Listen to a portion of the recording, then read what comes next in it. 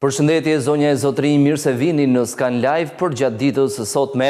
Do të fokusohemi tek një raport i publikuar ditën e dieshme nga Fondi Monetar Ndërkombëtar për Ekonominë Shqiptare, ku ka edhe disa rekomandime në mënyrë të veçantë për sa i përket kursit këmbimit. Për gjatë vitit 2024, nëpërmjet ndërhyrjeve të saj, Banka e Shqipërisë ka tërhequr nga tregu ose ka bler praapërsisht 1 miliard euro për të ndikuar në stabilizimin ose në parandalimin e inforcimit mëtejshëm të lekut, por Fondi Monetar Ndërkombëtar në raportin më të fundit ka bërthirrje ndër të tjera që duhet të tregohet kujdes në lidhje me kursin e këmbimit, por njëkohësisht janë përmendur edhe rreziqet që mund të vinë, të cilat i kemi diskutuar më herët edhe në studio, që mund të vinë pikërisht nga një zhvlerësim i mundshëm i lekut dhe një forcim i mundshëm i monedhës europiane në tregun e brendshëm. Do diskutojmë pak momente më vonë, ndërkohë do të fokusohemi edhe tek masat që ndërmerr administrata publike për të mbrojtur ndaj sulmeve kibernetike apo mashtrimeve kompjuterike. Së fundmi është administrata tatimore, e cila pritet marrë një tjetër certifikim në lidhje me mbrojtjen e të dhënave, parandalimin e sulmeve të mundshme kibernetike që mund të vinë ndaj kësaj administrate, por i njëjti standard, i njëjti certifikim është ndërmarrë nga disa institucione të tjera dhe është i domosdoshëm të merret edhe nga institucionet e tjera. Do të shohim fillimisht ecurinë e tregjeve dhe nisim me tregun e brendshëm valutor, ku vjet re përgjithsisht një stabilitet edhe për shkak se në tregje ndërkombëtare vjet re një qëndrueshmëri më së shumti, vjet re një forcim i lehtë i dollarit amerikan përballë monedhave kryesore ndërkombëtare dhe investitorët e cilësojnë më tepër si një korektim të vlerave për shkak të një zhvlerësimi të ndjeshëm të dollarit në raport me 6 monedhat kryesore ndërkombëtare, në mënyrë të veçantë përballë euros, frankës zvicerane, jenit japonez, por deri diku edhe poundit britanik. Në mëngjes me sotëm, sipas Agjencisë së Këmbimit Valutor Iliria 98, dollari shfaqet i qëndrueshëm publikon rënje të lehtë vetëm në blerje, ku kuotohet në 87.7, në blerje ndërsa në shitje në 88.3 lek. Euro është në rënje të lehtë, ka humbur disa qindarka në raport me monedhën tonë, blihet me 98.7, ndërsa shitet me 99.6 lek. Edhe franka zvicerane ka një tendencë në rënje në mëngjesin e sotëm dhe blihet me 105.6, shitet me 107 lek. Poundi britanik gjithashtu ka humbur disa pikë në raport me lekun, blihet me 114.6, shitet me 116 lek. Në ecurinë e monedhave të tjera, dollari kanadez blihet me 62.3 dhe shitet me 64 lek, në rritje të lehtë vetëm në shitje. Ndërsa dollari australian gjithashtu ka një tendencë në rënje përballë monedhës sonë, blihet me 54.7, shitet me 56 lek. Ndërkohë jeni japonez është i pandryshuar, pavarësisht se në tregje ndërkombëtare ka realizuar ndër performancat më të mira përballë dollarit krahasuar me monedhat e tjera. Jeni blihet me 0.6, shitet me 0.63 lek, ndërsa lira turke gjithashtu është vlerësuar për gjatë kësaj periudhe, blihet me 2.2 dhe shitet me 2.32 lek. Dinari maqedonas blihet me 1.55 dhe shitet me 1.61 lek, ka humbur 100 dark vetëm në shitje. Ndërkohë rubla ruse është në rënje si në blerje ashtu edhe në shitje, kuotohet në blerje në 0.79 lek, ndërsa në shitje me 1 lek, pra ka një nivel pariteti mes lekut dhe rublës ruse. Dhe së fundmi juani kinez është i pandryshuar, blihet me 10.83, shitet me 12.02 lek. Së bashku me dollarin, edhe jeni japonez ka pasur edhe juani kinez, ka pasur një tendencë në rënje në raport me lekun, për shkak se këto dy monedha kanë qenë ato monedha që kanë realizuar performancën më dobët në tregje ndërkombëtare, pikërisht për shkak të një përshkallëzimi të konfliktit tregtar ose vendosjes tarifave mes Shteteve të Bashkuara dhe Kinës, dy ekonomitë më të mëdha në botë.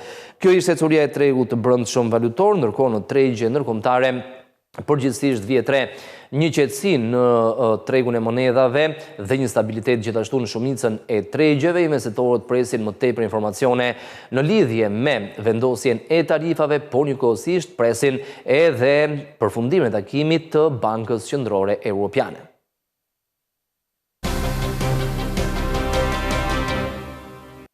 Për gjatë ditës së dieshme të tjera zhvillime ka pasur në lidhje me vendosjen e tarifave apo intensifikimin e luftës tregtare midis Kinës dhe Shteteve të Bashkuara të Amerikës. Ndërkohë, paralelisht, Administrata amerikane, shtëpia e bardhë po vijon negociata me disa vende dhe deri tani, sikurse kanë deklaruar edhe palët, referuar njoftimeve zyrtare, shtëpia e bardhë po zhvillon diskutime me Japoninë për të arritur një marrëveshje në lidhje me tarifat, por në anën tjetër e kundërta ndodh me Kinën, janë intensifikuar mëtej tensionet tregtare dhe shtëpia e bardhë ka njoftuar vendosjen e tarifave në nivele më të larta për Kinën, por Pekini zyrtar në anën tjetër është shprehur se tashmë kjo po kthehet në një lojë dhe nuk do ndryshoj tarifat prej 84%, nuk do të çojë ato më lart si një kundërpërgjigje, sepse gjithçka më pas bëhet qesharake. Ndërkohë ditën e dieshme ka qenë edhe shefi i Rezervës Federale Jerome Powell, i cili ka deklaruar se tensionet e fundit tregtare mes ekonomive më të mëdha të botës do ta detyrojnë Bankën Qendrore Amerikane ta ketë më të vështirë kontrollin e inflacionit, por njëkohësisht do të dëmtojnë nëpërmjet normave të interesit për t'i mbajtur ato të larta apo t'i rrisë edhe më tej në varësi të ecurisë së inflacionit, mund të dëmtojë edhe rritjen ekonomike. Aktualisht euro ka humbur 0.26% vlerës përballë dollarit amerikan, këmbehet me 1.1368 dollar, ndërkohë paundi është në rënje të lehtë me 0.03% dhe këmbehet me 1.3236 dollar. Në raport me frankën, dollari ka fituar 0.74% vlerës, realizon fitimet më të mëdha krahasuar me monedat e tjera, këmbehet me 0.8189 franga. Dollari australian ka humbur 0.3% vlerës, këmbehet me 0.6350 dollar amerikan, ndërsa dollari kanadez ka humbur 0.07%, këmbehet me 0.7209 dollar amerikan dhe në raport me jenin, dollari është rritur me 0.68% vlerës, këmbehet me 142.78 jenë mesatarisht. Në tregun e kriptomonedave, vjetre përgjithsisht një qetësi në sesionin e sotëm, ndërkohë investitorët vjojnë të jenë fokusuar tërësisht tek gjithçka që ka të bëjë me vendosjen e tarifave, por presin edhe takimin e Bankës Qendrore Evropiane ditën e sotme. Parashikohet gjerësisht që mund të ketë një ulje të normës bazë të interesit edhe me 25 pikë bazë për ta çuar normën bazë në nivelin e 2.25%. Kjo tregon njëkohësisht edhe divergjencën e madhe që ekziston mes Bankës Qendrore Evropiane dhe Rezervës Federale në SBA. Norma e interesit në SBA është thuajse dyfishi i asaj në Eurozonë, pikërisht për shkak të tarifave dhe kërcënimit që mund vi tek çmimet përjedhoj tek inflacioni. Bitcoin ka fituar aktualisht 0.55% vlerës, kuotohet në 84.762.22 dollar. Ethereum në rritje me 1.99%, kuotohet në 1.604.18 dollar. Ripple ka fituar 0.03% të vlerës, këmbehet me 2.0937 dollar. Litecoin është rritur me 1.15%, kuotohet në 75.48 dollar dhe Bitcoin Cash realizon fitimet më të mëdha në përqindje me 4.25% të vlerës dhe kuotohet në 333.64 dollar për çdo njësi Bitcoin Cash të tregtuar. Ndërkohë çmimet e naftës vjojnë të qëndrojnë në rritje edhe në sesionin e sotëm, duke publikuar fitime për të tretin sesion me radhë dhe arsyet janë disa, pritshmëritë se sanksionet e njoftuara nga shtëpia e bardhë ndaj Iranit do dëmtojnë më tej furnizimin e tregut, por ky zhvillim, këto sanksione në një farë mënyre janë kompensuar nga vendimi i OPEC për të rritur prodhimin dhe në mënyrë që të mbajnë çmimet ose të mos humbasin tregun, por kjo përkthehet në çmime më të ulta. Të dyja kontratat fituan 2% të vlerës në sesionin e kaluar dhe po tregtojnë aktualisht në nivelin më të lartë që nga 3 prilli, një ditë përpara se Donald Trump njoftonte tarifat për thuajse 180 vende anë mban botës. Njëkohësisht, nafta Brent dhe nafta bruto pritet publikojnë fitime për herë të parë, fitime javore për herë të parë në 3 javët e fundit. Ky do të jetë sesioni i fundit për këtë javë, sepse dita e nesërme është e premtja e mirë në vigjilje të festës së Pashkëve si katolike ashtu edhe ortodokse. Pra ditën e nesërme, tregjet e aksioneve do të jenë pushim. Aktualisht Brendi i Londrës ka fituar 0.77% të vlerës, kuotohet në 66.36 dollar për fuqin, ndërsa në 2 sesionet e fundit ka fituar e $2.3. Edhe nafta bruto amerikane ka fituar 0.91% të vlerës, tregtohet pranë $63 për fuqi dhe nafta e përpunuar në bursën e Londrës është rritur me 0.22% të vlerës, tregtohet në $622.38 për ton. Në tregun e metaleve të çmuara, pavarësisht se vihet re një rënje në sesionin e sotëm, Arivion tregtohet pra niveleve më të larta historike, ka thyer rekordet pa imagjinueshme vetëm pak javë më parë. Tregtohet aktualisht në $3.332.4 për oncë, në rënje me 0.42%, ndërsa ditën e djeshme u rit deri në $3.360 për oncë, niveli më i lartë i të gjitha kohërave. Janë pikërisht tensionet gjeopolitike, tensionet në lidhje me vendosjen e tarifave, pra tensionet tregtare që po mbështesin në mënyrë të veçantë metalin e verdh përgjatë këtyre muajve. Ndërkohë argjendi ka humbur 1.56% të vlerës, tregtohet në $32.44 për oncë. Në lidhje me tregun e metaleve të çmuara, Presidenti i Shteteve të Bashkuara Donald Trump ka urdhëruar një hetim në lidhje me tarifat e reja ndaj të gjitha mineraleve kritike, pra importeve, por dhe njëkohësisht do të ketë një hetim edhe në lidhje me importin e produkteve farmaceutike, por edhe të mikrochipave. Kjo ka bërë që investitorët ditën e djeshme të blinin në mënyrë të veçantë metalet e çmuara, sidomos arin, pasi preferohet në periudha kur ka paqartësi, kur ka trazira, kur ka tensione. Argjendi tregtohet në $32.47, në rënje me 1.56% dhe platini ka humbur 1.1% të vlerës, tregtohet në $969.3 për oncë. Do të shohim gjithashtu edhe curinë e tregut evropian të aksioneve, që është hapur me ndryshimet vogla në mëngjesin e sotëm, sepse investitorët presin përfundimin e takimit të rezervës të Bankës Qendrore Evropiane më vonë gjatë ditës së sotme rreth orës 14:30. Shefja e BCE-s, Christine Lagarde, do dalë në një konferencë për mediat ku do të njoftojë vendimet e marra në këtë mbledhje. Me shumë mundësi do të ketë një reduktim tjetër të normës bazë të interesit me 25 pikë bazë për ta çuar normën bazë në nivelin e 2.25%. Por investitorët presin me shumë interes komentet që do të bëjë shefja e Bankës Qendrore Evropiane Christine Lagarde në lidhje me luftën tregtare, në lidhje me tarifat, por njëkohësisht edhe me politikën që do të ndjek ky institucion nëse tarifat do të bëhen një realitet, sepse kemi të bëjmë aktualisht me një pauzë 90 ditore. FTSE 100 i Londrës, CAC 40 i Parisit dhe FTSE MIB i Milanos janë në rënje të lehtë me 0.25, 0.09 dhe 0.05%. DAX i Gjermanisë dhe indeksi i Zyriut CMI janë rritur me 0.25 dhe 0.35% të vlerës. Parashikohet që tregu të jetë i qetë, të paktën deri në momentin kur Christine Lagarde do të dalë në konferencë për mediat, pra pak a shumë rreth orës 14:30. Investitorët gjithashtu janë fokusuar edhe tek fitimet 3 muajore të korporatave.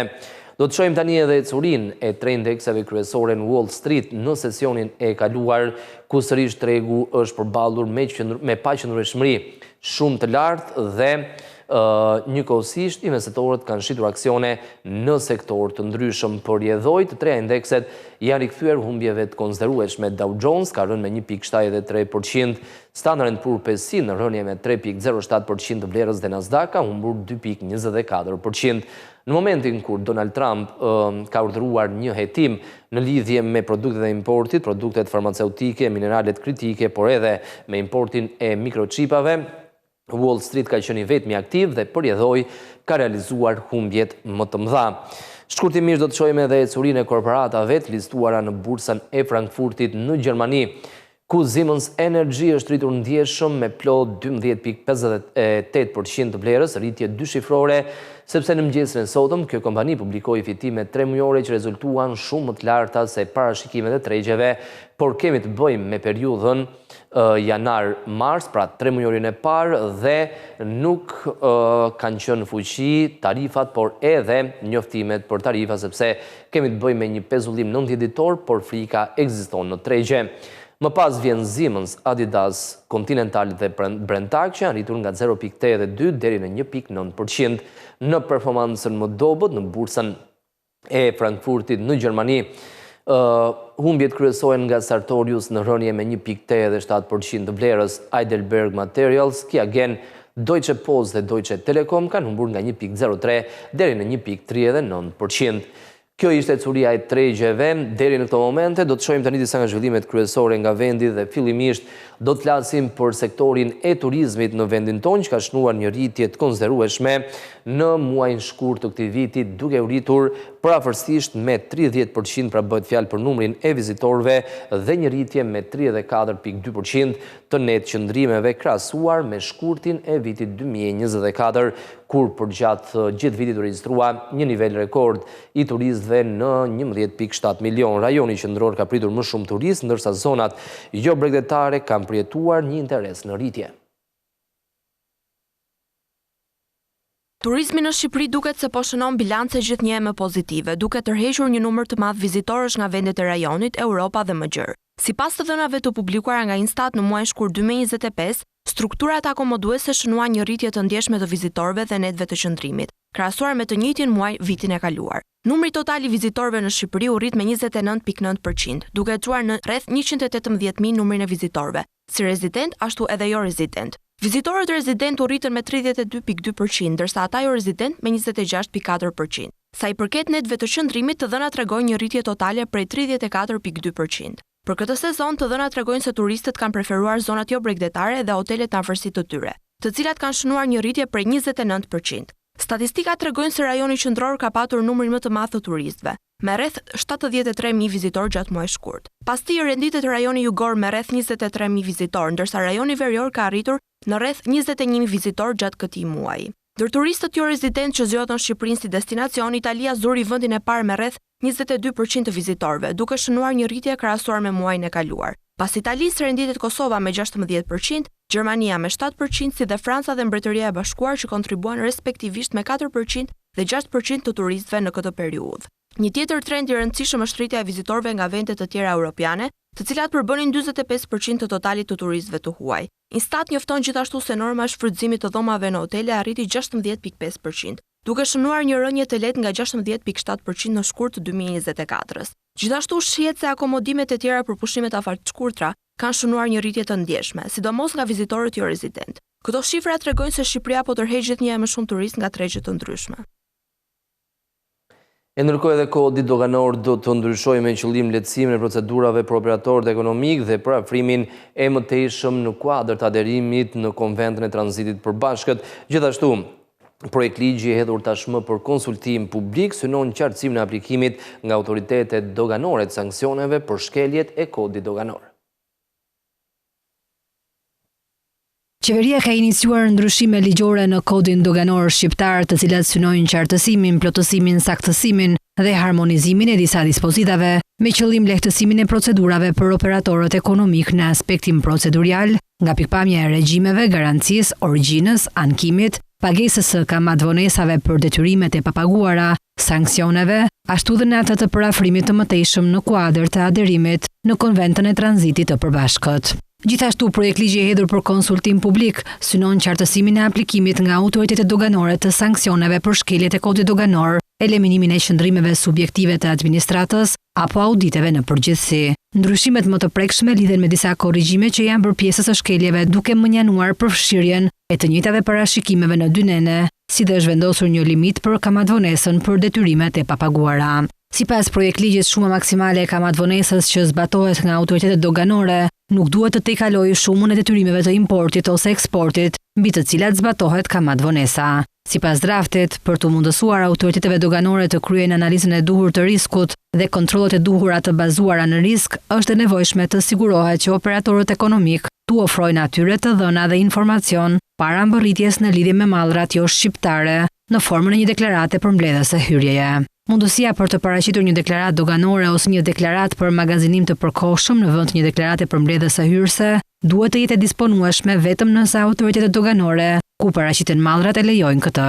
Kur autoriteteve doganore u kërkohet të anulojnë një deklaratë për magazinimin e përkohshëm për shkak të faktit se mallrat e mbuluara nga deklarata nuk janë paraqitur në dogan, ajo deklaratë duhet të anulohet pavonesë, pasi të kenë kaluar 30 ditë nga depozitimi i deklaratës dhe jo brenda 30 ditëve pasi kjo është periudha brenda së cilës malli duhet të paraqitet në dogan. Objektivi i përgjithshëm që synohet të rregullohet me këtë projekt ligj është përmirësimi, qartësimi, plotësimi dhe harmonizimi i kuadrit ligjor për sigurimin e zbatimit të procedurave të parashikuara në legjislacionin doganor, si nga ana e administratës doganore, ashtu edhe nga ana e operatorëve ekonomik apo personave në përgjithësi të cilët kryejnë veprime në fushën doganore.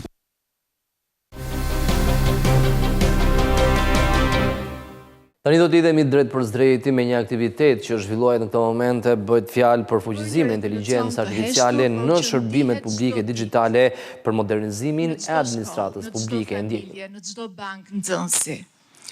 Në sistemin e arsimit parauniversitar SMIP janë 700.000 prindër, rreth 350.000 nxënës, mbi 35.000 mësues, të cilët japin dhe marrin informacion në kohë reale për gjithë shka që ka lidhje me jetën shkollore. Notat, mungesat, sjellja, performanca. 240.000 regjistrime dhe transferime janë kryer online. Pa letra, pa dosje, pa sportelet pa nevojshme. 1 milion dëftesa me vulë elektronike. Kemi kursyer kohë për mësuesit, për prindrit, kemi kursyer para në buxhetin e shtetit. Vetëm këtë vit, 76.000 certifikata mature të lëshuara online. Asnjë radhë për të marrë një copë letër, vetëm një klikim për të marrë një të ardhme. Të gjithë ju që keni regjistruar fëmijën në klasë të parë, ju kujtohet çfarë duhet të bënit për të marrë një vërtetim vaksina.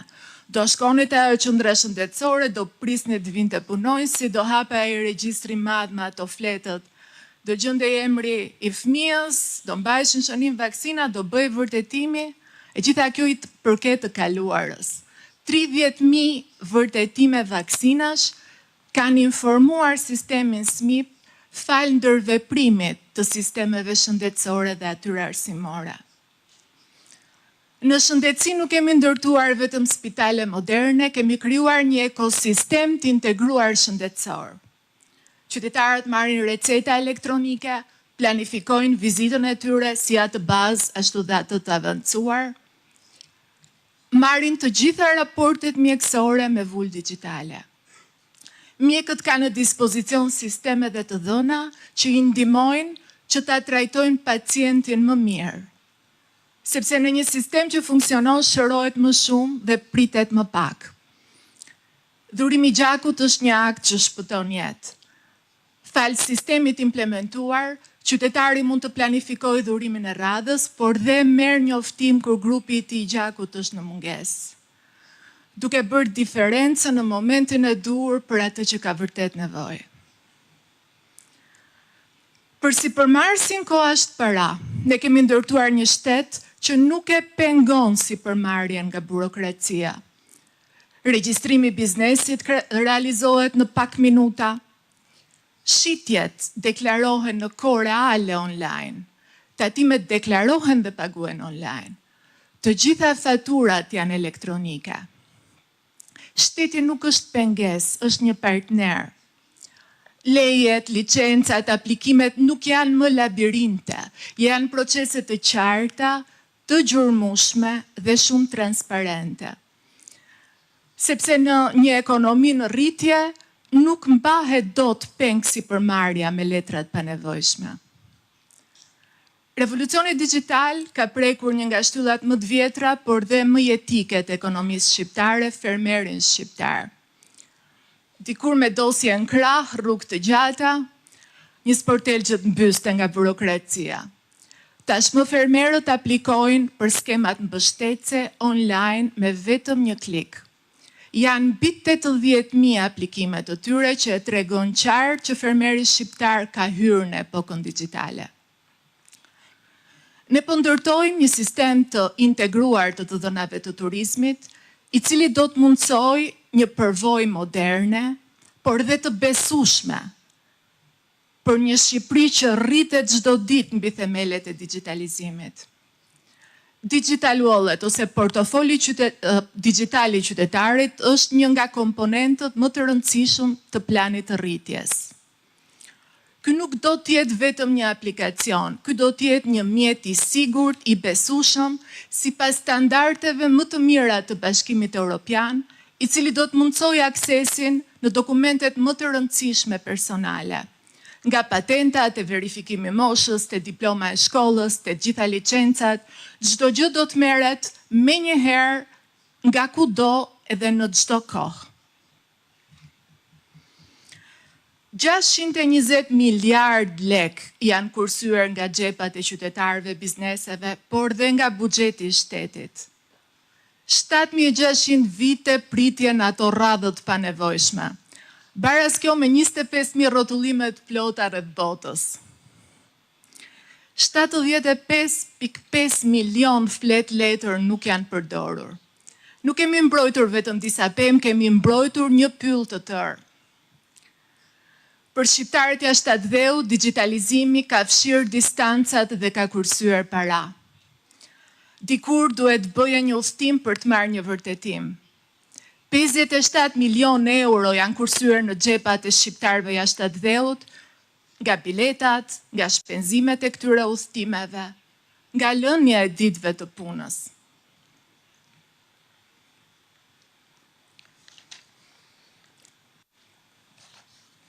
Që nga viti 2020, nuk kërkohet më asnjë dokument shoqërues shtet me shtet. Administrata publike gjeneron këto dokumente në heshtje, në platformën e nënshkrimit elektronik, e cila është përmirësuar vetëm muajin e kaluar. Janë mbi 200 institucione, 7.000 punonjës, të cilët tashmë fal përmirësimit mund të gjenerojnë 590 dokumente me vull digjitale. Në këtë sistem kemi integruar edhe inteligjencën e biznesit që bën të mundur monitorimin e ofrimit të këtyre shërbimeve. Bazuar në praktikat më të njohura ndërkombëtare, kemi krijuar standardin e shërbimeve online dhe po ndërtojmë mekanizmin për monitorimin e këtij standardi duke përdorur inteligjencën artificiale. Sistemet përmirësohen çdo ditë në të mirë të qytetarëve dhe bizneseve.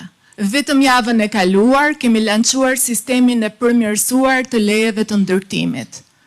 Dikur duhet trokisje në 4 dritare virtuale, që ishin çdo dritare një institucion, duhet prisje të mbaronte punë njëri, që pastaj të dilte ajo leja mjedisore, të kaloje ke tjetri, dilte leja ujit, e kështu me radhë shkonte zinxhir, harxohej ko pafund. Tani është një dritare vetme. 4 institucionet fillojnë punë në mënyrë të menjëhershme, duke kursyer kohë, duke kursyer energji, duke i shërbyer shumë më mirë qytetarit dhe biznesit. Nuk mund të përmend çdo fushë se do më duheshin orë të tëra, por dua të theksoj që digitalizimi i ka sjell shërbime të shpejta dhe të aksesueshme qytetarit, por inteligjenca artificiale po e çon këtë zhvillim në një nivel krejtësisht tjetër. Procese pune që më parë donin muaj, ndoshta vite, tani realizohen fal inteligjencës artificiale në vetëm pak minuta. Përkthehet legjislacioni i Bashkimit Evropian, krijohen tabelat krahasuese, analizohet përputhshmëria, gjithçka me një saktësi shumë të madhe, mbi 96%. Modelet e inteligjencës artificiale që po pilotojnë në tatime dhe dogana janë në gjendje të analizojnë një sasi shumë të madhe të dhënash, të identifikojnë anomalit dhe të jenë në gjendje që të raportojnë abuzimet. Sepse inteligjenca artificiale nuk ka preferenca, ka vetëm një logjik shumë të ftohtë. Të gjithë e njohim Diellën, asistentin virtual të platformës Albania. Kjo teknologji është ndruar në një asistent digital inteligjent që dëgjon, flet, udhëzon qytetarët dhe bizneset të marrin shërbimet e tyre.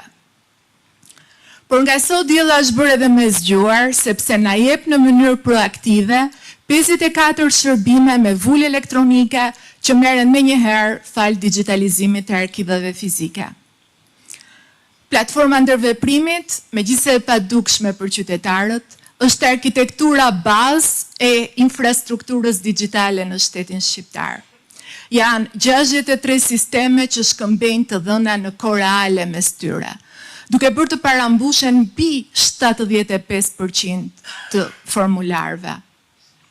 Vetë platforma e ndërveprimit e-Albania dhe të gjitha shërbimet po përmirësohen fal programit GovTech të Bankës Botërore. Shërbimet po rindërtohen me logjikën e mikroshërbimeve, që të them në gjuhë më të thjeshtë për ju, të gjithë e kemi parasysh atë mesazhin stresues një gabim ka ndodhur, i cili del kur njëri nga sistemet mbështetëse ose disa janë jo funksionale. Kjo do t'i përkasit të kaluarës, nuk do kemi nevojë të riaplikojmë, sepse aplikimi do të ruhet, do të vendoset në radhë dhe të dhëna do të përpunohen sa po sistemi të jetë sërish funksional. Por do të shkojmë më tej. Në prokurime publike, inteligjenca artificiale do të hartoj termat e referencës në mënyrë objektive. Do të llogaris një fond limit real. Do të bëj vlerësimin e ofertave pa ndikim. Teknologjia vjen me rreziqe dhe ne e dim këtë. Kërcënimet kibernetike janë reale, Shqipëria është përballur me to, por ka rezistuar. Tashmë dhe fal bashkëpunimit me IGLin, ne kemi ndërtuar një arkitekturë kibernetike e cila përforcohet nga inteligjenca artificiale, duke bërë të mundur që mbi 60% të alerteve të trajtohen automatikisht. Në këtë arkitekturë të avancuar, inteligjenca artificiale është kthyer në epiqendrën e fortifikimit, që nga parandalimi, reagimi ndaj incidenteve dhe neutralizimi kërcënimeve. Të dashur miq, kjo nuk është vetëm një histori teknologjike, është një mënyrë e re e funksionimit të shtetit. Një shtet që nuk të thot hajde në zyrën time, por që shkon te qytetari. Një shtet i cili nuk të vë në pritje, por ta jep shërbimin me një herë, sepse shërbimi është një drejtë të cilën ne e marrim sot me një klik. 4.4 milion shërbime janë marrë vetëm 3 muaj të këtij viti në Albania. Janë 23% më shumë se e njëjta periudhë e vitit të kaluar.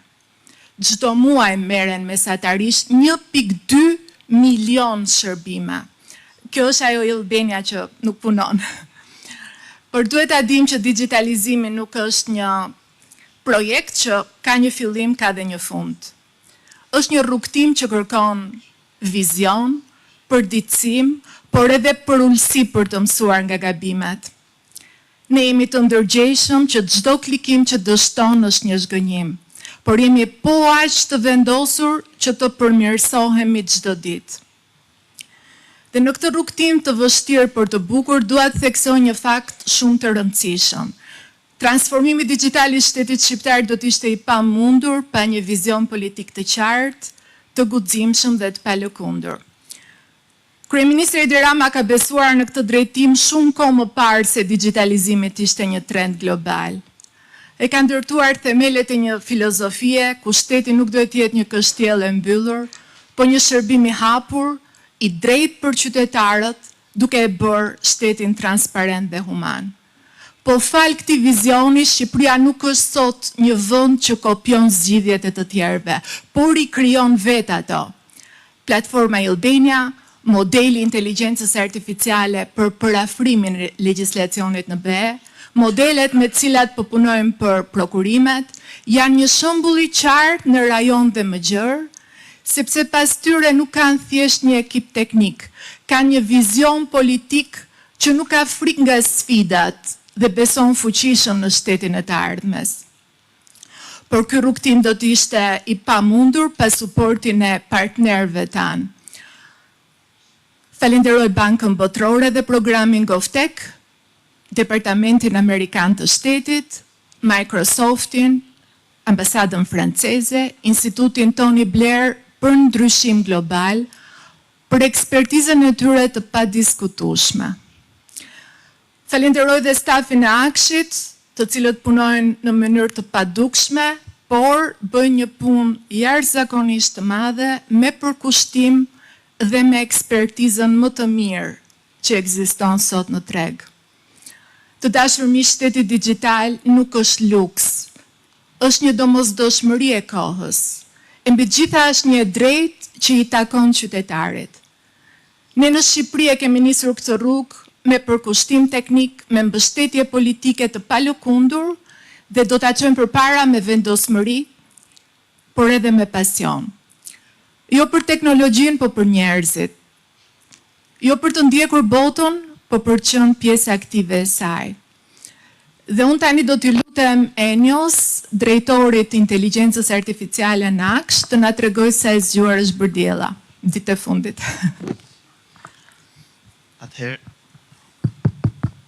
Atëherë demonstrojmë vetëm 2 nga shërbimet.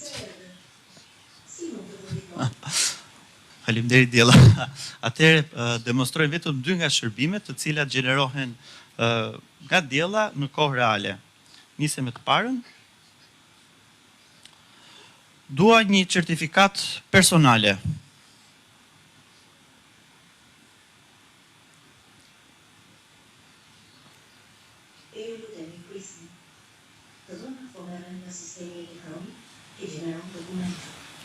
Faleminderit paraprakisht për durimin tuaj. Në shkurmat sekonda do të jeni gati.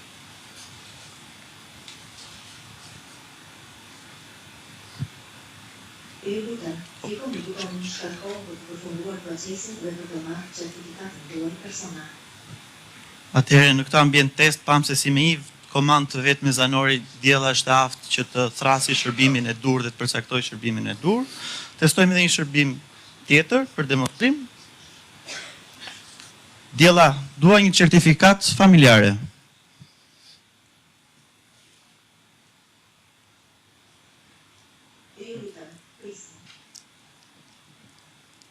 Gabon dhe Diella. Ky është një ambient test normalisht. Ky është ambienti test sepse po mundsojmë hologramën për ta sjell Diellën prezente. Por në ambientin live që është tani në Albania, qytetarët mund t'i përdorin këto shërbime dhe t'i marrin. Aktualisht janë zhvilluar 54 shërbime të cilat gjenerojnë dokumente nga Diella në kohë reale, dhe normalisht ky është vetëm fillimi i punës, pasi do pasohet me të gjithë shërbimet e tjera të cilat janë prezente në... Faleminderit Enio, në muaj që vijnë, Diella do t'japi jo vetëm këto shërbime, por do ta udhëheqë qytetarin dhe biznesin nga fillimi në fund për 1253 aplikime. Faleminderit për vëmendjen.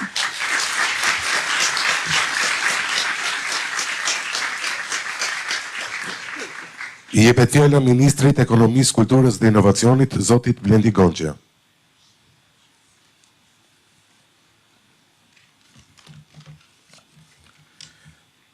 Nderuar përfaqësues të institucioneve, përfaqësues të trupit diplomatik, partnerë ndërkombëtar, kolegë dhe pjesëmarrës. Ky sot është një moment reflektimi dhe krenarie, një moment për të ndalur, për të parë pas me vlerësim atë çfarë kemi arritur dhe për të parë përpara me vendosmëri dhe me besim. Shqipëria ka ndërmarrë një prej transformimeve më të thella institucionale të dekadave të fundit, atë të digitalizimit të plotë të administratës publike dhe shërbimeve për qytetarët. Ky nuk ka qenë një hap simbolik, ka qenë një reformë rrënjësore që ka prekur çdo shtresë të sistemit shtetëror. Një reformë që ka ndryshuar përfundimisht mënyrën se si funksionon marrëdhënia qytetar-institucion publik. Sot më shumë se 95% e shërbimeve publike janë online, të aksesueshme nga çdo pajisje dhe nga çdo vend. Platforma e-Albania është bërë porta hyrëse në shërbimet e shtetit. Qytetarët nuk presin më në sportele, siç e tha dhe Linda, shteti është aty në dorën e tyre. Kjo nuk është thjesht statistik, kjo është një kulturë e re qeverisjeje, një mënyrë e re të menduari dhe të vepruari që përforcon transparencën, ndershmërinë dhe shërbimin.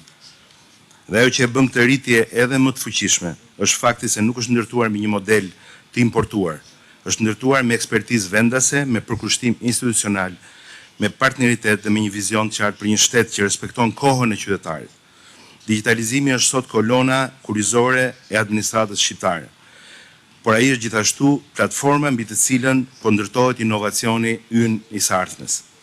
Shqipëria ka nisur përdorimin e inteligjencës artificiale për të përmirësuar shërbimet publike dhe për sjellë një qeverisje më të shpejtë, më inteligjente, më të orientuar nga nevojat reale të qytetarëve. Janë ndërtuar, siç e shohim dhe këtu, asistent virtual që po japin qytetarëve përgjigje të menjëhershme, të qarta, të personalizuara.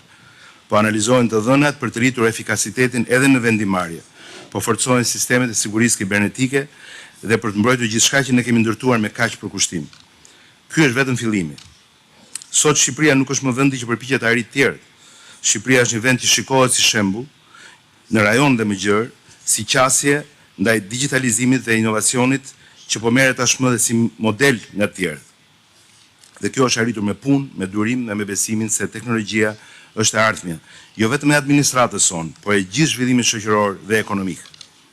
Për këtë arsye fokusi ynë tashmë është shumë më i gjerë: edukimi digjital, sipërmarrja teknologjike, bashkëpunimi me sektorin privat, krijimi i kushteve për startupe që ndërtojmë këtu dhe që konkurrojnë sot me jashtë, eksportimi i zgjidhjeve tona teknologjike, krijimi i një Shqipërie që nuk është vetëm përdoruese, por së pari tenton të bëhet krijuese e teknologjisë. Ky është momenti për të çuar më tej gjithçka kemi ndërtuar, është momenti për të investuar më shumë në burime njerëzore, për të mbështetur talentet shqiptare në kapacitete, për t'i fuqizuar ato në nivel kombëtar, në inovacion dhe për ta kthyer Shqipërinë në një pikë referimi për zhvillimin digjital në tërë Europën juglindore. Transformimi i nisur është i pakthyeshëm, por më e rëndësishmja, ai është gjithmonë i vazhdueshëm, sepse ardhmja nuk është statike, ardhmja ndryshon çdo ditë dhe ne kemi zgjedhur jo vetëm ta ndjekim, siç e kemi thënë dhe siç punojmë për ta bërë, por edhe ta udhëheqim atë. Unë ju falenderoj gjithë për përkushtimin në nivel institucional, falenderoj Lindën, Akshin së pari, falenderoj për bashkëpunimin e çdo partner, për mbështetjen e çdo profesionisti, për besimin e çdo qytetari që ka qenë pjesë e këtij rrugtimi të suksesshëm. Së bashku po ndërtojmë një Shqipëri moderne, efikase dhe të drejtë. Ju falenderoj. Kam nderin të ftoj për fjalën e tij të rastit Kryeministrin e Republikës së Shqipërisë, zotin Edi Rama.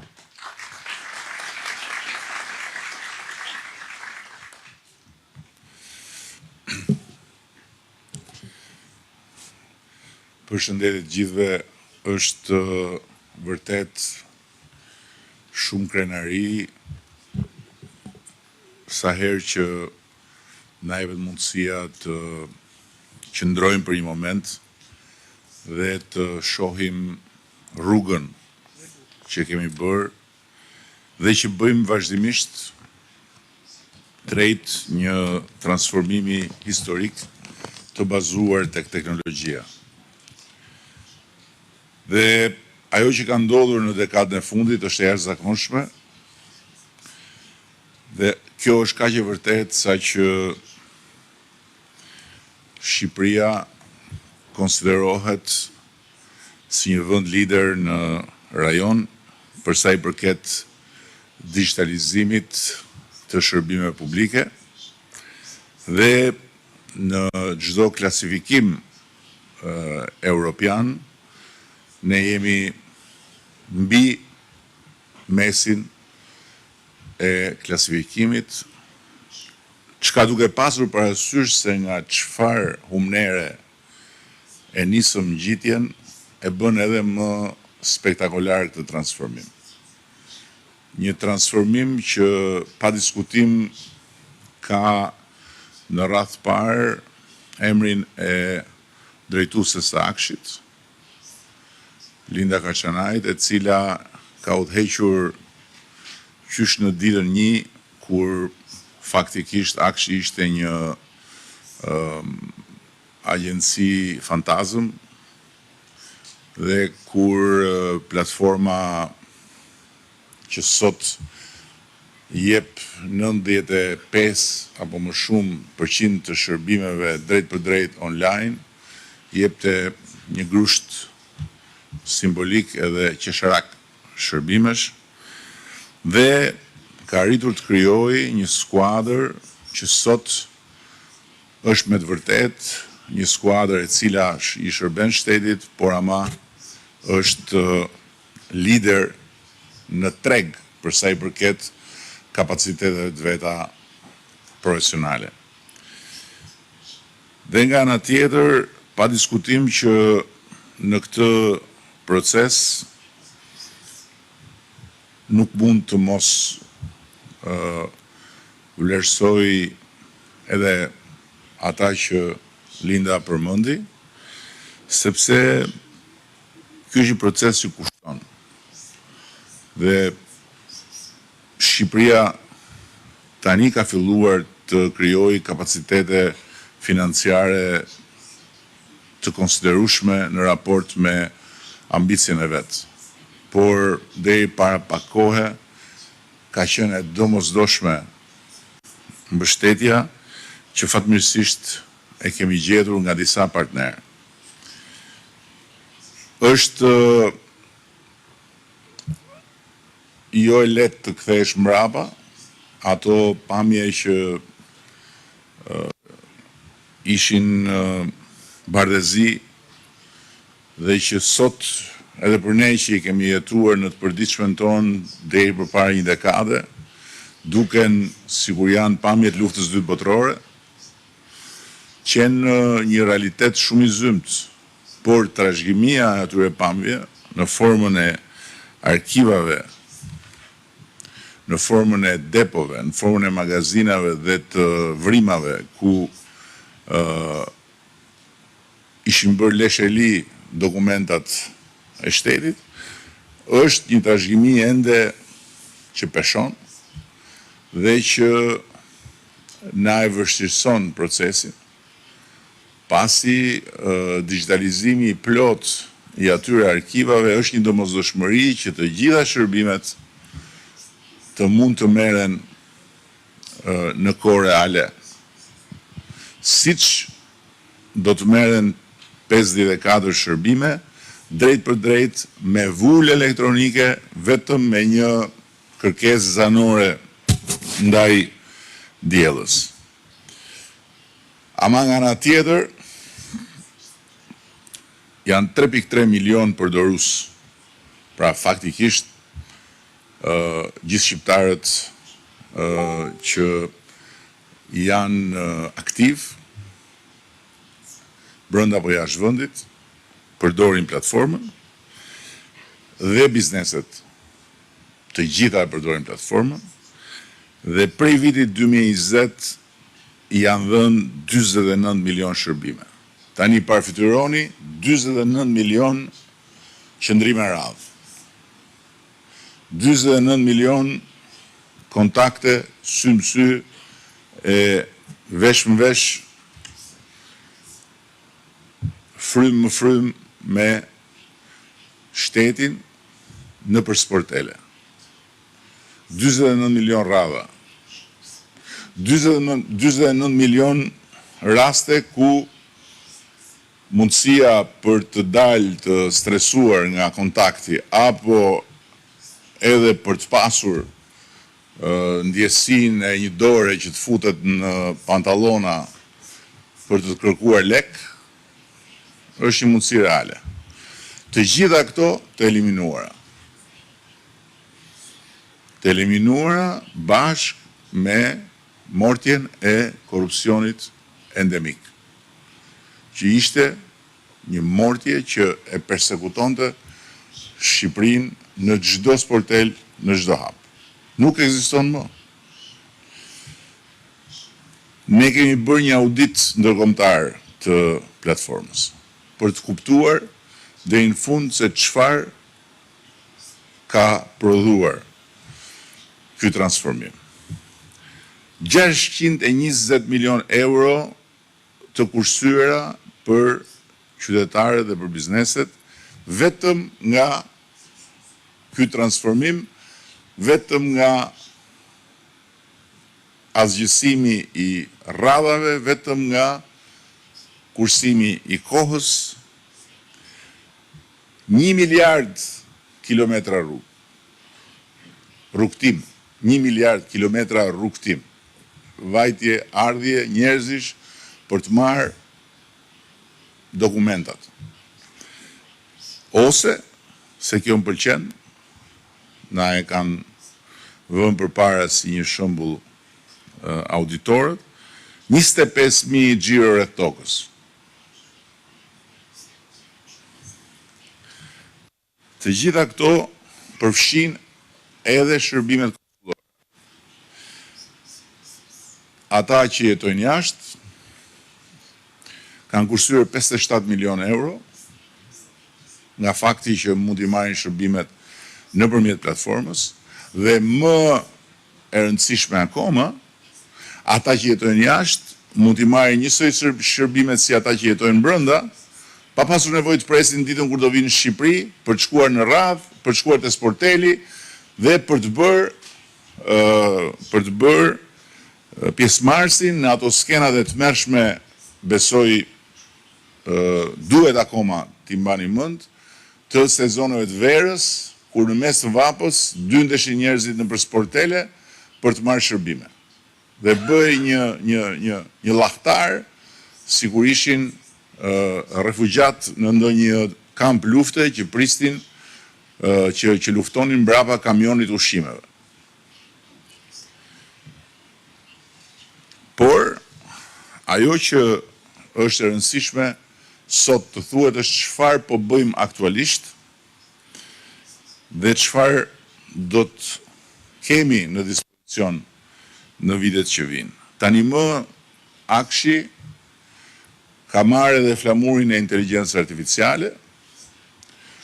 Fati e desh që një ndër krijuesit e OpenAI dhe të ChatGPT-s ishte një shqiptare, Mira Murati, me të cilën ne jemi lidhur qysh në javën e parë pasi doli ChatGPT-a dhe morëm vesh ekzistencën e saj, dhe sot fal bashkëpunimit me Mirën dhe me skuadrën e vet dhe punës së Akshit, negociatat me Bashkimin Evropian bëhen me inteligjencë artificiale.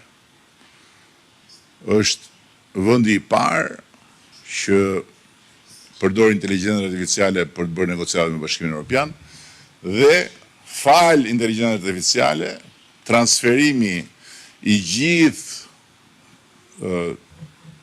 trupit ligjor të Bashkimit Evropian, aki komunitar, që është mbi çerek milion faqe, kryhet me një shpejtësi maramundse. Vetëm për të bërë këtë proces, Kroacisë, që ka shkëlqyer me integrimin evropian, janë dashur 7 vjet.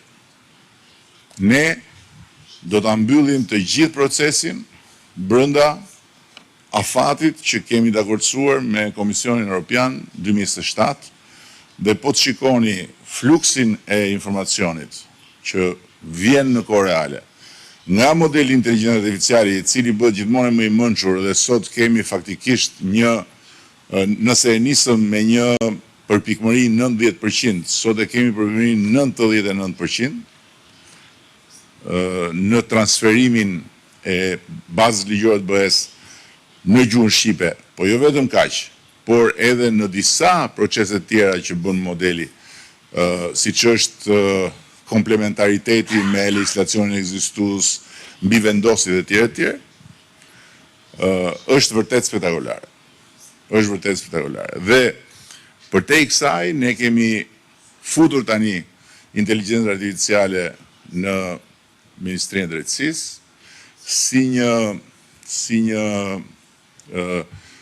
nga ata detektorët që shikojnë nën tokën, për të futur në të gjitha shtresat e nën tokës së legjislacionit shqiptar dhe për të identifikuar të gjitha mbivendosjet që në vite janë bërë duke bërë ligje të reja që nuk kanë marrë në konsiderat ligjet e vjetra dhe për të pastruar të gjithë legjislacionin ton nga pengesat që krijohen pasi çat jep një ligj, nuk ta jep një ligj tjetër. Sipas një ligji ty të takon kjo, të del një tjetër që thot jo prit se ligji jon, pra ligji i një ministrie tjetër, nuk të lejon. Të gjitha këto, ne po i shohim, edhe modeli është duke u trajnuar dhe besojmë që në 2 vitet e ardhshme do kemi një pastrim që nuk ja bërë asnjë vend nga këta mesdhetarët, se gjermanët edhe Europa e Veriut nuk kanë shumë nga këto mbivendosjet, se kanë pak ligje dhe kanë shumë rregull. Këtej nga poshtë ka shumë ligje dhe më pak rregull. Ku hymë edhe ne, kuptohet. Tjetra që ne po bëjmë, e tha Linda, është modeli inteligjencë artificiale për programimet publike. Sot, fakti është bazuar në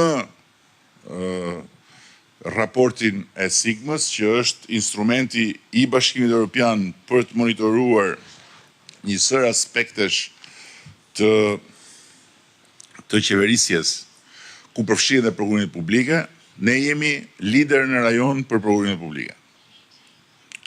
Në licitacionin e programeve publike, ne jemi vetmi vend në rajon që nuk kemi piketat ndërmjetme dhe që Bashkimi Evropian e konsideron gati. Ndërsa në implementim dhe në integritetin e programeve publike, ne kemi arritur të jemi jo vetëm të parë në rajon, por të jemi me diferencë nga i dyti. Nga 100 pikë mundshme, Shqipëria ka marrë 80 pikë. Por ne jemi ambiciozë, do të shkojmë më tutje. Dhe duam që të zhvillojmë prokurimet me inteligjencë artificiale, ku pjesëmarrja e njeriut të zvoglohet në rolin e mbikëqyrësit dhe proceset të ndërtohen nga modeli inteligjencë artificiale, duke filluar që nga termat e referencës. Aty ku në fakt fillon problematika e cënimit të integritetit garës. Nuk e di, a keni dëgjuar në njëra të rastin, kur u bën termat e referencës për një rrugë dhe u vendos si kriter që kompania të ketë eksperiencë edhe në sisteme audio. Kuptohet që qëllimi ishte të japë një kompani të caktuar. Dhe pastaj kur u pyetën për ç'ne audio për rrugën, sepse janë dhe zogjt që nuk duhet shqetësohen nga zhurma.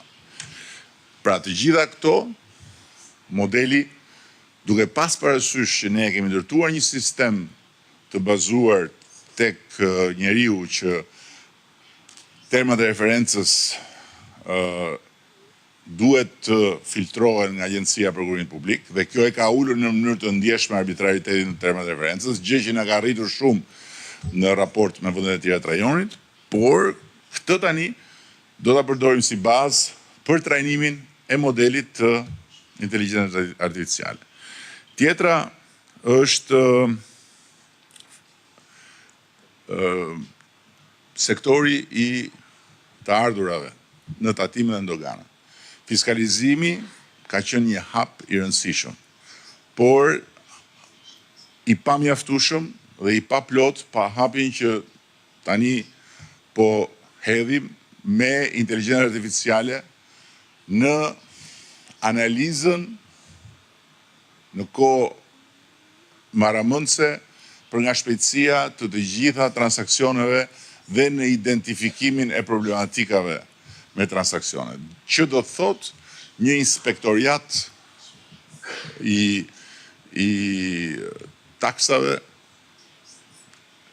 tërësisht i padukshëm dhe një inspektoriat i taksave që nuk të vjen të trokasit dhe derë dhe nuk paraqitet me shëmbulltyra nga një herë të rrezikshme për ekuilibrin emocional të personit. Dhe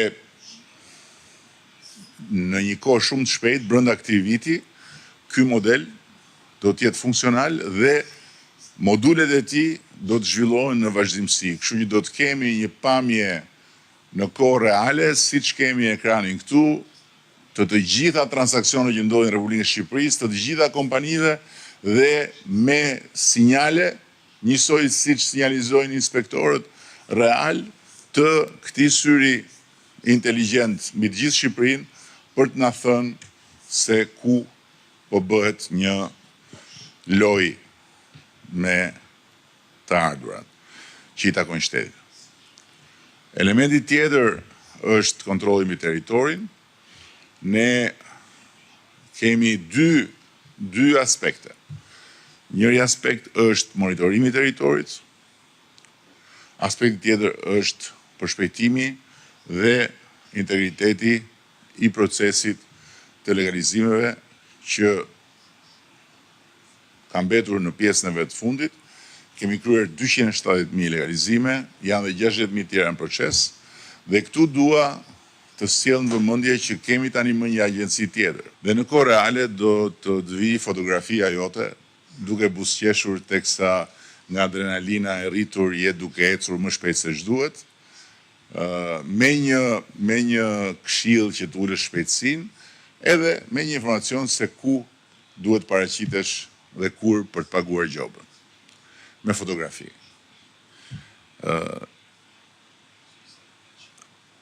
Për të mos u zgjatur më tutje me arsimin me shëndetësinë e tjerë, duhet ta mbyll me atë që Linda përmendi, përveç pasaportës europiane, që është ajo që ne synojmë përmes antarësimit në Bashkimin Evropian, ne jemi duke punuar për kartën elektronike të identitetit, që faktikisht është e gjitha sipas standardeve dhe parametrave të përcaktuara nga Bashkimi Evropian për kartën elektronike të identitetit që Bashkimi Evropian do të fusi në funksion. Nuk e ka akoma, por parametrat janë të njohur, ne i kemi marrë parametrat dhe jemi duke punuar për kartën elektronike të identitetit Evropian, që do të shërbej fillimisht si kartë elektronike të identitetit këtu në Shqipëri, bashkë me të gjitha ato dhëna që Linda përmendi. Dhe për informacionin tuaj dhe të gjithëve, sepse të gjithë besoj e din, e mbajnë mend që ne jemi sulmuar egërsisht nga Irani në një përpjekje për të na fshirë komplet gjithçka që kemi ndërtuar në këto 10 vjet. Pra për ta bombarduar edhe për ta zgjësuar të gjithë të infrastrukturë. Dhe kemi qenë në fije të perit. Irani nuk është një haker i lehtë, është një nga fuqitë më të mëdha të terrorit digital. E kemi zbrapsur sulmin pa dëme të mëdha dhe duhet ju informoj që vitin e kaluar kemi pasur 42 sulme serioze. Dhe një vit përpara, në 2023, kemi pasur 63 sulme serioze. Ju nuk dini asgjë për këto, askush nuk di asgjë për këto, për një arsye shumë thjeshtë, se sulmet që zbrapsen nuk bëjnë lajm. Por këtu hyn edhe faktori i tretë i këtij revolucioni, që është Accesku, agjencia e re që ne kemi ndërtuar për mbrojtjen kibernetike, dhe në këtë rast nuk është një grua, është një burr në krye, Igli, qëllojnë dhe burrat ndonjëherë që janë të mbar, Igli i cili ka bërë një punë të jashtëzakonshme dhe bashkëpunimi mes Accesut dhe Akshit është absolutisht baza e këtij suksesi, që na ka dhënë mundësinë dhe sot ta themi me plot gojen, që pavarësisht se këtu është diçka më e fshehtë, është diçka më, nuk mund të bëjmë ekspozita me armët që kemi në dispozicion, por mund ta themi me plot gojë që kemi një nga fuqitë mbrojtëse kibernetike më të avancurat në Europë. Dhe pa kostot marrëmendse të disa më të pasurve që i kanë mundësitë të shpenzojnë më shumë, duke përdorur inteligjencën dhe eksperiencën e njerëzve, talentet shqiptare, që falë edhe shpërblimeve si të tregut që ju kemi vënë dispozicion, i kemi mbledhur në këto 3 kompani, do mbledhim dhe më shumë, dhe realisht asnjëherë mos thuaj kurrë, sepse në ndërkohë edhe forcat malinje përforcohen, sofistikohen, edhe kjo është luftë, është një luftë e përditshme. Këtu flasim për 42 sulme të forta, nuk flasim për ato ngacmimet që janë të përditshme, ose për 63 më parë që kanë qenë pjesa ndërmuese nga njëjti aktor. Por i kemi zbrapsur me shumë sukses dhe askush nuk është dëmtuar, ndërkohë që projekti i shtrirjes së mbrojtjes në sektorin privat vazhdon dhe unë përfitoj nga rastit i bëj thirrje sektorit privat të mos e nënvlerësojnë rrezikun që vjen nga terroristët digital. Të mos e nënvlerësojnë, kemi ecur shumë mirë me bankat në bashkëpunim edhe duke nxitur në mënyrë të vazhdueshme nga ana jonë, por ka shumë akoma boshllëqe që duhen mbushur me shpejtësi për mos krijuar, për mos lejuar që armiqt, se janë armiq, çfarë janë? Ata që të sulmojnë në këtë farfeje, të gjejnë pikat dopta dhe të godasin duke krijuar dëme që nga janë të pallogaritshme. Shumë faleminderit edhe një herë të gjithëve dhe po e mbyll me një falënderim të posaçëm për Katerinën, e cila është këtu. Unë nuk kam qejf të falenderoj ambasadorët, me thënë drejtën, se vetëm këtu në Shqipëri falenderojnë ambasadorët, na ka ngelur kjo si. Unë e kam ulur shumë nivelin e falenderimeve, po ndërkohë ata nuk e di domethënë, ata bëjnë detyrën për shtetin e tyre, ne rrimi falenderojmë sa herë që i shohim. Edhe ju krijojmë dhe idera të çuditshme sikur ç'a janë. Megjithatë, në këtë rast e thash këtë për të thënë që Katerina meriton një falënderim realisht posaçëm, sepse na ka dhënë një ndihmë të madhe për këtë fushë, duke u bërë urë e një ndërveprimi me një agjenci që është nga më të mira në botë, nga Franca, dhe me ekspert nga më të mirë në botë. Franca sot ka marrë leadershipin e digitalizimit në Europë dhe duke krijuar një partneritet me disa projekte të posaçme që nuk ishin pjesë e kësaj bisede, por që janë shumë të rëndësishme për vitet që vinë dhe që ne kemi shumë besim që dorë për dore me Francën ne do t'i realizojmë. Kuptohet duke pasur parasysh që Franca është vend i varfër edhe na jep mend, po lekët duhet i gjejmë vetë. Shumë faleminderit.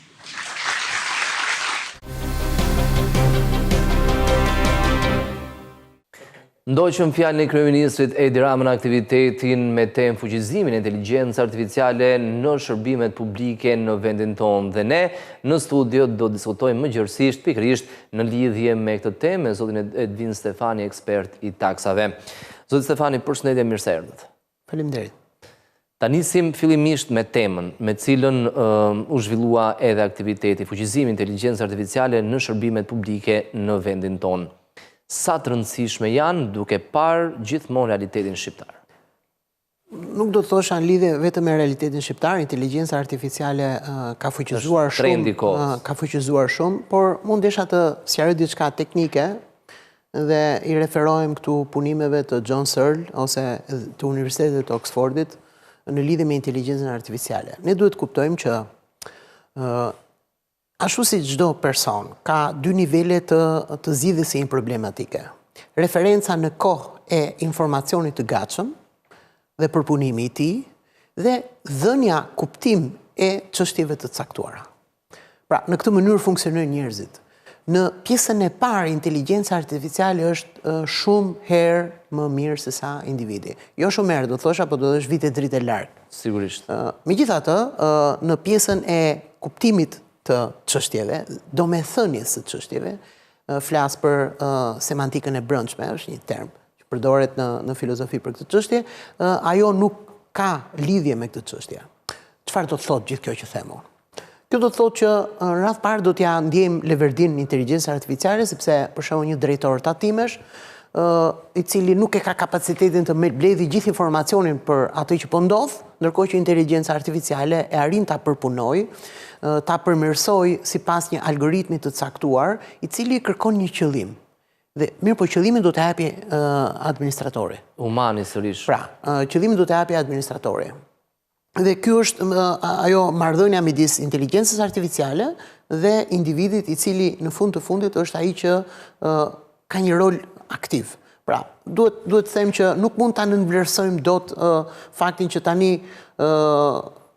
çfarë do lloj administrate le të kemi, s'është problem se ne zgjidhim inteligjencë artificiale. Nuk është se doli kjo gjë në fjalimin e kryeministit, kuptohet, por un kam këtë lloj meraku që të mos jepet gjithmonë theksi shumë i madh inteligjencës artificiale, të absolutizohet inteligjenca artificiale, ndërkohë që individi, politikbërja të jetë të mos mbetet në dorë të individit. Pra duhet gjetur balans. Edhe Universiteti i Oxfordit, se kjo kishte lidhje me John Searle, po Universiteti i Oxfordit thotë për shembull në përdorimin e ChatGPT-s thotë që ju duhet të përdorni të thoni atë çfarë keni ndërmend dhe ChatGPT ju a korrekton dhe ju a përditson me referencat përkatëse. Por është ai individi i cili inicion qëllimin e tij, pra për shembull luftimin e evazionit ose çështje të caktuara që identifiko për shembull sektorin e turizmit kush është duke bërë evazionin dhe kuptohet që inteligjenca artificiale arrin ta, sepse në fakt në Shqipëri është një fat që ekziston një nivel i lartë i informacionit, i cili mund të kategorizohet tashmë në big data, të cilin individi nuk e përpunon dot. Pra këtë do bëj inteligjenca artificiale. Kjo piku përmend zoti Stefani edhe në aktivitet, në mënyrë veçantë në lidhje me inspektimet. Pra në një farë mënyre, analiza do të bëhet nga inteligjenca artificiale, nga serverat aty dhe nuk do të ketë kontrollet të inspektorëve. Pra në një farë mënyre, përtatimet do të bëjë edhe rolin e inspektorit. Më shumë në rolin e përzgjedhësit të riskut, menaxhimit të riskut. Keni parasysh që administrata tatimore ka pasur një formulë për menaxhimin e riskut. Që do bëj analiza nga... Për shembull, niveli konstant i fitimit, nëse ti ke herë me humbje, herë me fitim, analiza riskut të nxjerrë për kontroll, kjo ka qenë diçka. Mirë, po nuk mjafton kjo gjë. Nuk mjafton sepse ky program nuk është në nivelin e inteligjencës artificiale. Inteligjenca artificiale mbledh shumë informacione të cilat janë tatimore, por dhe jashtë tatimeve. Dhe kjo e bën atë një mjet më të fuqishëm. Ekziston edhe rreziku që të gaboj, ose të udhëzohet keq nga njeriu. Prandaj duhet individi. Për shembull, në inteligjencën artificiale është bërë një test një kohë që më thuaj çfarë është një ushqim i mirë dhe kuptohet inteligjenca artificiale lidh faktin që mineralet janë të mira dhe të ofron një gatimin me gur. Po. Të hash gur në drek, sepse kanë minerale. Do një orientim më të mirë. Do me thënë, është kjo çështje. Pra, administrata nuk duhet të nënvlerësuar në këtë çështje, duhet të ketë një fokus edhe, ndërkohë që bëhet kjo gjë që është shumë e rëndësishme, sepse përmirëson atë pjesë të individit të njeriu që nuk ka mundësi ta realizojë, menaxhimin e të dhënave e big datave, por individi përsëri duhet të mbetet në fokus. Dhe individët i kemi ose po i përgatisim universitetet, shkollat, çfarë pune po bëjnë në këtë aspekt, sepse tek e fundit, sikurse po e thoni, është individi ai që ka një rol jashtëzakonisht të rëndësishëm. Sigurisht, është shumë e rëndësishme. Ne të paktën unë flas për pjesën e ekonomisë, sepse nuk njoh universitetet në fushat e tjera. Ne kemi nevojë të rëndësishme, po taksimi është goxha i rëndësishëm, mjafton si çështje, ne jemi në emision ekonomik. Duhet kemi parasysh të gjë që universitetet shqiptare në mënyrë masive nuk e mësojnë taksimin. Fare. Dhe janë shumë të pakta, shteti është ndër më të mirët, do të thosha, sepse ka në 2-3 nivele, ka shpërndar, megjithatë ka një marrëdhënie të dobët midis universitetit dhe profesionistit. Nuk ka asgjë të keqe që universitetet shqiptare të ftojnë profesionist, ashtu siç unë për shembull kur bëra librin, i kam referuar personave që kanë bërë ligjet përkatëse, i kam thënë zotri, ma shefin çik sepse është më se normale. Këtë gjë nuk e bëjnë universitetet shqiptare, por ajo që po ndodh sot. Ka xhelozi shumë. Nuk jap komente të tilla, le t'i lëm pa komente. Mua më bën përshtypje shpesh mediat e huaja gjithmonë citojnë njëra tjetrën. Në Shqipëri ndodh shumë rrallë që të citosh një media tjetër. Unë e kam merakun me qenë se kryeministri ka ngritur një çështje shumë të rëndësishme dhe është një potencial për përmirësimin e administrimit. Universitetet shqiptare, me qenë se do lëmë në këtë çështje, universitetet shqiptare duhet kemë parasysh për shembull që taksimi po informatizohet në Shqipëri dhe ne jemi ndër vendet më të mira në botë për informatizimin dhe për njohjen në kohë reale, sepse keni parasysh që inteligjenca artificiale nuk mund të funksionojë në qoftë se nuk ka të dhëna reale. Është fiskalizimi në bazë i cili merr këto të dhëna dhe arrin në kohë reale ti përpunoj. Gjë që individi nuk e bën dot vetë. Dhe pra duhet të kuptojmë që universitetet shqiptare ende sot nuk janë marrë me këtë çështje. Për shembull, lexova para ca kohësh në një nga ato konferenca që u kanë bërë, Tax Tech, është teknologjia në taksim, KPMG, Deloitte në nivelin ndërkombëtar e theksojnë rëndësinë dhe një fokus të taksimit në këtë nivel, gjë që nuk ekziston në Shqipëri. Fare. Po ndoshta do të arrin, po ndodh diçka që qeverisja po ecën shumë përpara, ndërkohë që administrata dhe studentët janë mbrapa. Në shumë universitete shqiptare, për shembull, studenti mbaron 5 vjet financën dhe nuk ka prekur një listë pagesë me dorë, nuk ka parë një deklaratë tatimore. Mendo tani të hyjë në klasë studenti dhe të mësoj se si bëhet procesi i deklarimit, që është diçka e pamundur jashtë realitetit në Shqipëri dhe kjo është për të ardhur keq. Është keq situata. Kostot. Ka vend për përmirësim, le ta lëm pozitivisht. Jemi optimist. Kostot janë të mëdha sepse gjithmonë kur flitet për inteligjencën artificiale, flitet njëkohësisht përveç kostove në blerjen e të gjitha pajisjeve që mund duhen, softwareve apo hardwareve, ka kosto të mëdha edhe në energji elektrike. Nëse keni dieni gjithmonë, ne përballemi me kosto të mëdha? Kuptohet që nuk ka të mirë absolute në këtë botë, vetëm Zoti është absolutisht i mirë, s'ka asnjë gjë të keqe. Çdo tentativë njerëzore, çdo veprimtari njerëzore ka pozitive dhe negative. Inteligjenca artificiale ofron kosto të mëdha në lidhje me softwarët, në lidhje me hardwarët. Inteligjenca artificiale ofron kosto të mëdha për faktin se ti duhet të trajnosh personelin, pasi ai nuk di çështje. Sot për shembull një personel i aftë është edhe ai i cili di të lundrojë mes i Albanias, tatimeve, doganave, etj. Pra, është një kosto e tillë. Megjithatë, përfitimi është më i madh. Duhet të mbetemi këtu. Për shembull, para 10-15 vjetësh ekzistonte profesionisti, ekonomisti, i cili merrte e hidhte faturën e printuar në sistem. Dhe paguheshe një person vetëm për këtë punë, në përshëndetje vetëm për këtë punë, dhe ishte profesion. Ndërkohë që sot ky profesion është zhdukur, por si është zëvendësuar? Është zëvendësuar me një person i cili menaxhon informacionin në kohë reale. Dhe kjo është fiskalizimi. Pra, nuk është se ka ngelur njëri pa punë si rezultati futjes së inteligjencës artificiale, por thjesht individët sot, ai personi i cili hidhte faturat, dhe që ishte gati-gati i përshtatshëm nga sistemet arsimore shqiptare, sa aq ofrojnë. Sot studenti shqiptar duhet jetë i ndërgjegjësuar që ai duhet për shembull të monitorojë në çdo moment informacionin. Çfarë ndodh në çdo moment dhe për këtë të jetë menaxher i informacionit të kohë. Pra, për shembull, matja e marzheve në të fitimit. Matja e lëvizjes së punëtorëve, kanë ndryshuar punëtorët, a është bërë transmetimi, deklarimi i saktë brenda afateve, kufizimeve ligjore etj. Kështu që përfitimet janë në këtë aspekt pozitive, sepse është rritur cilësia e punës. Pra, nga një operator sot paguan një menaxher të dhënash, që duhet ishte le ta lëm dhe paguhet më shumë ka përshtypjen. Po është punë që i takon njeriut në një farë mënyre. Nuk ka arsye që dikush të punojë për të hedhur faturat në sistem. Dhe kjo ka rritur cilësinë. Por inteligjenca artificiale në fakt në administrimin shtetëror ka rritur futja e teknologjisë në administratë. Ka reduktuar kostot. Në ç'kuptim? Unë e mbaj mend shumë mirë që njërin kohë shkonim lija ditën e punës të marrin certifikat. Për shembull në administratë. Sot unë e marr në mënyrë shumë të. Për shembull, njëri në kohë shkoi merre formularin e TVSH-s në tatime dhe duhet të hyje në marrëdhënie personale me një individ, ndërkohë që sot e merr online dhe ashtu siç duhet. Dhe unë kam kohë që atë punë ta reduktoj në kohë dhe të reduktohet dhe tentativat e korrupsionit. Kuptohet? Nëse nuk ka kontakt midis dy njerëzve.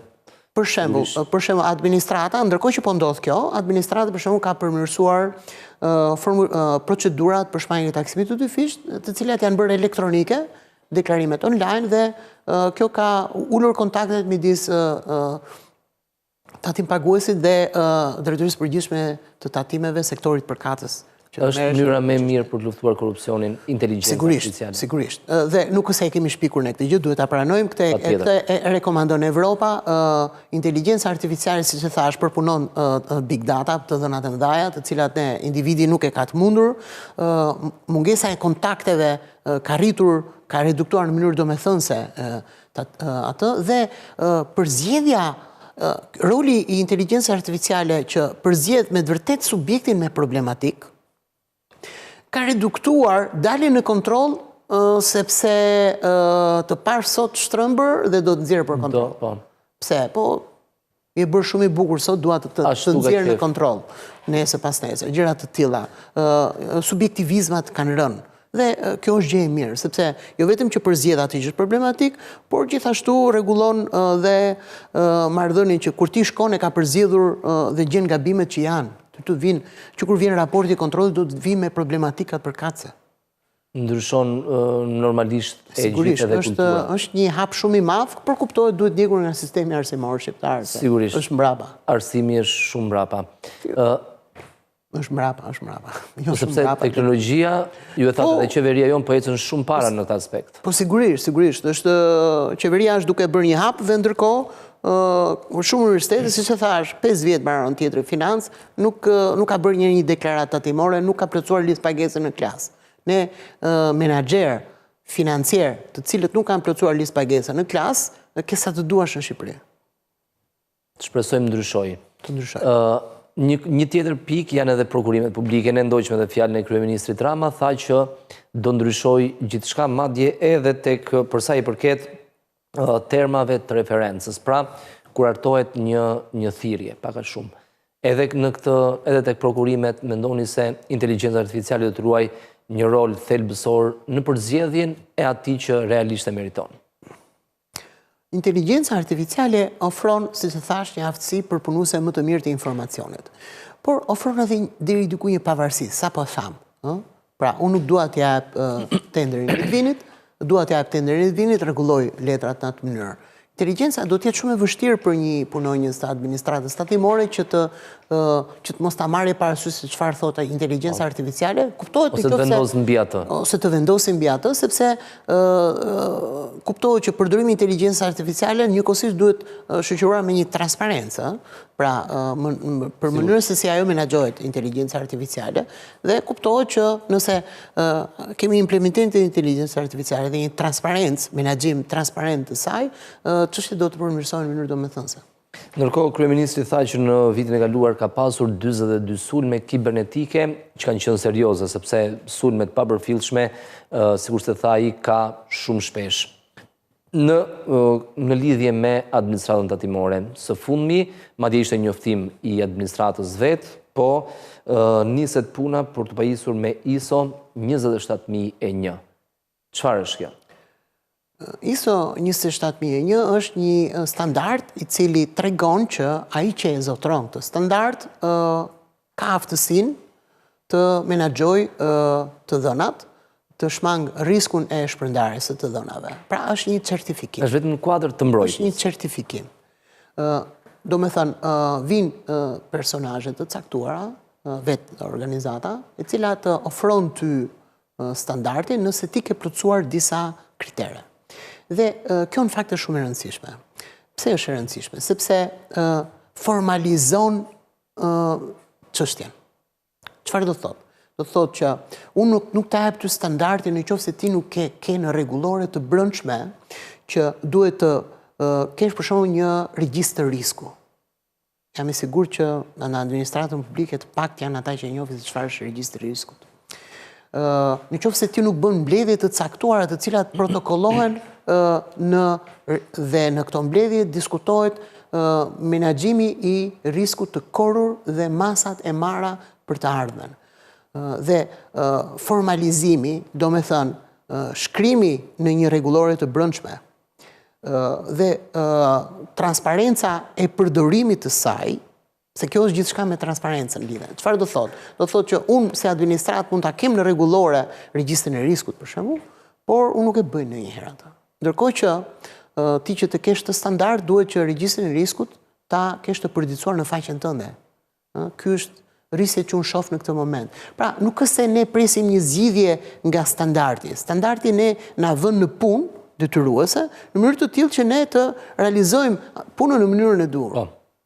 Ndërkohë, në lidhje me sektorin privat, sa po e përqafojnë si inteligjencën artificiale, por njëkohësisht sa të vetëdijshëm janë edhe me rreziqet që mund të vinë nga pikërisht nga sulmet kibernetike dhe mbrojtja, certifikimi që ne e përmendëm 27001.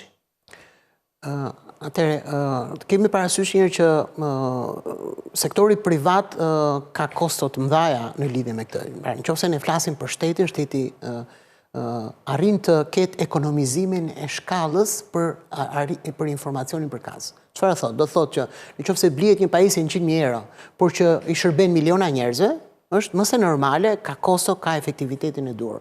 Por nëse pajisje 100.000 euro e blen një biznes i cili ka 3-4 milion euro në vit qarkullim dhe fitimi ti mund të shkojë 300-400.000 euro, është marrëdhënia midis kostos dhe biznesit është ndryshon në mënyrë radikale. Dhe kjo është një çështje që duhet pranuar për marrëdhënien e biznesit. Biznesi gjithashtu nuk e ka të nevojshme një certifikim të tillë përveç se bizneseve të veçanta. Çfarë do thotë? Do thotë që për shembull kemi të bëjmë me shoqëritë e sigurimit, të cilat duhet të kenë këtë informacion, pra shoqëritë të cilat kanë informacion publik duhet të bëjnë me shumë klientë, të cilët ekziston risku i shpërndarjes së informacionit publik. Ndërsa një kompani normale e cila zhvillon një aktivitet saktuar nuk ka rrisje të tilla për megjithatë kërcënime të sigurisë ka. Edhe bizneset, sidomos zyrat e konsulencës, marrin kërcënime të caktuara dhe kuptohet që në të tilla raste është tentuar një zgjidhje përmes aplikacionit të Windowsit origjinal. Nëse ju merrni me të vërtet mund të aksesohet kollaj Windowsi origjinal, por diferenca midis originalit dhe originalit, midis Office 365-s dhe OneDrive-it në këtë rast, është një hap shumë i madh për sigurinë e të dhënave. Ndërkohë që kur nuk i ke këto gjëra, siguria e të dhënave bie. Kuptohet, kështu që edhe bizneset kanë problematik të tillë dhe kuptohet që kjo zgjidhet duke marrë programet origjinale, duke angazhuar IT të cilët funksionojnë, menaxhojnë 10-15 biznese njëkohësisht, faturojnë çdo muaj dhe kjo duhet bërë nga biznesi. Kjo është vetëm një gjë që i referohet një biznesi që të ekonomizojë, domethënë, të paktën të përdori programet origjinale, viruset origjinal dhe kuptohet që IT-a flas nga eksperiencat personale. Më kanë ardhur probleme të tilla, mirë po kisha Windowsin origjinal dhe më shërbeu marrëdhënia origjinale. Po sigurisht. Dhe për ta mbyllur, raporti mes inteligjencës artificiale dhe administratës. Kemi një administratë që llogaritet në rreth 185.000 nëse marrim pushtetin qendror, pushtetin vendor. Mendoni se realisht jo kërcënim, por mund të shkurtoj disa vende pune? Sepse kështu ndodh jeta, shoqëria, gjithmonë vendet evoluojnë pozicionet e punës. Unë do të thosha që do të ketë transformim të vendeve të punës. Dhe po e bëj debatin paksa më gjerë dhe po i referojmë në fakt Elon Muskut në një debat të tillë, i cili është pyetur për këtë gjë. Dhe çfarë ka thënë? Cilat janë e ardhmja jonë në lidhje me inteligjencën artificiale? Interesante shumë. Çfarë do të ndodhi? Do ndodhi që ne do të kemi robotë të cilët prodhojnë çështjet, zvendësojnë pjesën mekanike tonën dhe do të krijojnë çmime shumë të ulta të produkteve. Pra, do të jetë një makinë për shembull 3-4.000 euro një makinë. Pse? Po e prodhon roboti i cili ka një kosto shumë të ulët. Ndërkohë që puna e njerëzve do të transferohet në çështje të tjera. Pra, siç e thash, në rastin e administratës tonë, sa aty kemi problemin. Administrata do të jetë e nevojshme gjithmonë. Administrata do të jetë gjithmonë një rol i rëndësishëm, pasi gjithmonë inteligjenca artificiale është parafërsisht e sigurt dhe inteligjenca artificiale mund të ofrojë disa çështje, ndërkohë që këto çështje duhen verifikuar në terren, dhe këtë gjë do ta bëjë inspektori tatimeve. Pra, unë imagjinoj për shembull një inspektor tatimesh i cili vjen në kontroll dhe ka një informacion që ka ndodhur 1, 2, 3, 4, 5 çështje dhe jo siç vjen aktualisht vjen një gjë e tillë gjatë kontrollit tatimor që jeni përzgjedhur, por çështjet janë jo shumë faktike. Çfarë do thotë? Do thotë për shembull që ju jeni përzgjedhur sepse jeni tatim pagues jeni përzgjedhur për riskun për të vëshën, për shembull. por është ndryshe kur ti vjen dhe je përzgjedhur sepse ke krijuar këtë marrëdhënie me këta biznese të cilët janë kërpudha dhe këto fatura ti nuk i ke të sakta. Të shkruara saktë. Dhe këtë analizë e bën vetëm inteligjenca. Dhe pastaj inteligjenca e bën këtë gjë sepse ka mundësi ta bëjë këtë gjë. Një inspektor, një sektor i drejtorisë përgjithshme që do zvendësonte inteligjencën artificiale mund të ishte gati me 10-15.000 veta që ta bënte. Nuk ka kuptim të. Faleminderit zot Stefane që ishte në studio. Faleminderit. Ne tani do të lidhemi drejt për drejti me një aktivitet që zhvillohet në këto momente. Kryetari i Partisë Demokratike Sali Berisha zhvillon një takim me prodhuesit e bimëve medicinale. Aromatike heterovajore të vendit.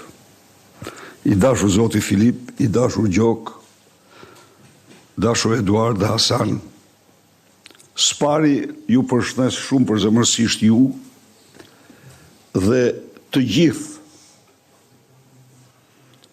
fermerët, grumullosit, përpunosit, eksportuosit të bimëve mjekësore, bimëve heterovajore të Shqipërisë. Shpreh vlerësimin tim më të madh për punën që ju bëni. Kontributin shumë të çmuar që jepni në ekonominë e këtij vendi. Shqipëria është ndofta për sipërfaqe kilometër katror vendi më i pasur që mund të ekzistojë në florën, në bimësinë e saj, biodiversitetin e saj. Shqipëria ka një pasuri shumë të madhe tek në bimët heterovajore, bimët mjekësore, aromatike, që kanë një treg të pashtershëm të garantuar dhe që nuk ka patur mbështetjen e duhur nga shteti. Është injoruar në një mënyrë ose në një tjetër. Përveç kësaj, këtij sektori, që është sektor eksporti, këto vitet e fundit i ka ndodhur dhe një goditje shumë e rëndë nga narko euro. Sepse ju jeni sektor eksporti dhe natyrisht transaksionet janë në dollar dhe euro. Krijimi narko euros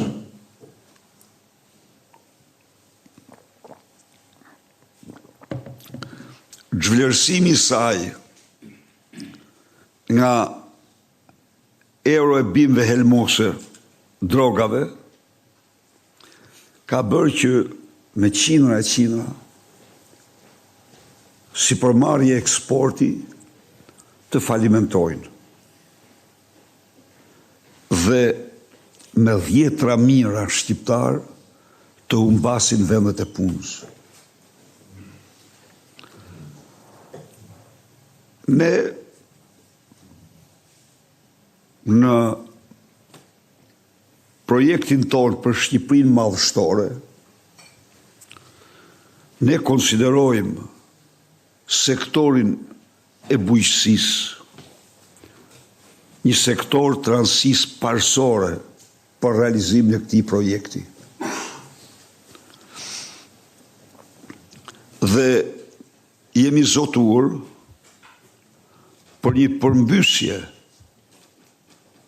të plot të sistemit aktual, të qëndrimit të këtij sistemi ndaj bujqësisë, blegtorisë dhe të gjithë kësaj fushë bimëve aromatike, bimëve heterovajore.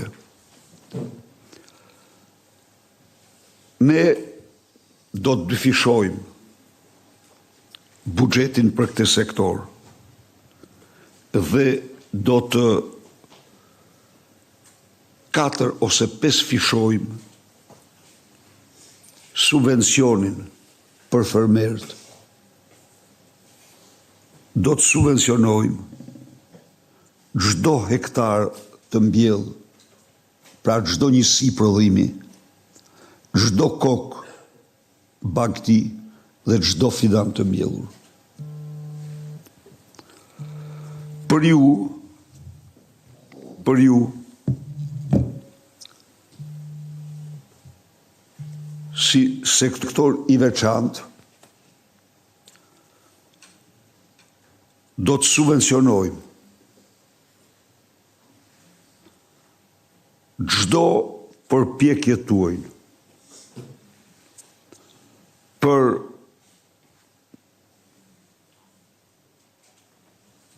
mbledhje, për kultivimin, për mbledhjen, për grumbullimin, për përpunimin dhe për eksportin.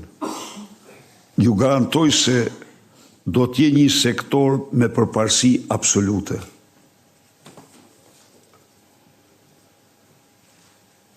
Kjo përputhet 100% me filozofin dorë Made in Albania, prodhimi shqiptar. Sepse ne këtë Made in Albania e konsiderojmë leven e Arkimedit për të rritë rrogat, për të rritë pensionet, për të begatuar familjet, për të rritë prodhimin, për të konsoliduar ekonominë. Si ekonomi prodhuese, ne shpallim prodhimin dhe vetëm prodhimin si udhëheqës të ekonomisë sonë. Si udhëheqës të ekonomisë sonë. Ekonomia ka disa sektor, po ne duam të udhëhiqet nga prodhimi. Sepse Shqipëria ka mundësi, siç e dini ju, të jashtëzakonshme prodhimi. Dhe prodhimi po bie prej disa vitesh. Po bie. Janë krijuar mangësi shumë të mëdha në krah pune. Ikni, u thoshte ky narkodiktatori, që siç keni ndëgjuar ju, nuk ka shqipruar njerë fjalën shërbel, po ka shqipruar me qindra e mijëra herë fjalën kanabis. I ka mbet shpirtin drogë të zilët. Pa çka se droga është shkatrim. Droga është rënim. Droga merr jetë. Droga shkatron shëndet, shkatron familje, shkatron kombë. Dhe ky që kur ka ardhur në pushtet, s'ka fol një herë për ullit, s'ka fol një herë për vreshtën, s'ka fol një herë për mollët, për arrat, për gështejat, s'ka fol kur për bimë mjekësore, për bimë aromatike. Bime e vetme mjekësore për të, bime e vetme aromatike për narkodiktatorin është droga. Dhe cili do që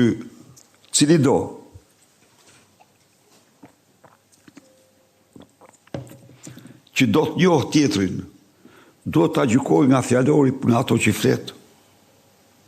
Nuk i nxjerr dot goja dhe shpirti fjalë tjetër përveç kanabisit. Imagjinoni ju, am thonë, në një kohë kur ne kemi bimë të mrekullueshme. Ne prodhimet më të famshme tona janë prodhimet e bimëve aromatike, janë bimë aromatike dhe heterovajore. Më të pëlqyerat, më të preferuarat në tregjet ndërkombëtare. Kjo Ne nënkupton që ne këtij sektori do t'i vëmë një rëndësi shumë të madhe. Thash, do subvencionohet fuqishëm. I gjithë procesi, gjerë në eksport, do krijohen lehtësi të mëdha logjistike, të grumbullimit të këtyre bimëve. Do krijohen lehtësi të mëdha për industrinë e përpunimit të tyre në vend. E shtruhet çështja e tarifave, shumë e drejtë. Cili është qëndrimi ynë ndaj tarifave? Qëndrimi ynë ndaj tarifave është negociata me qeverinë e Shteteve të Bashkuara për 0 tarifa.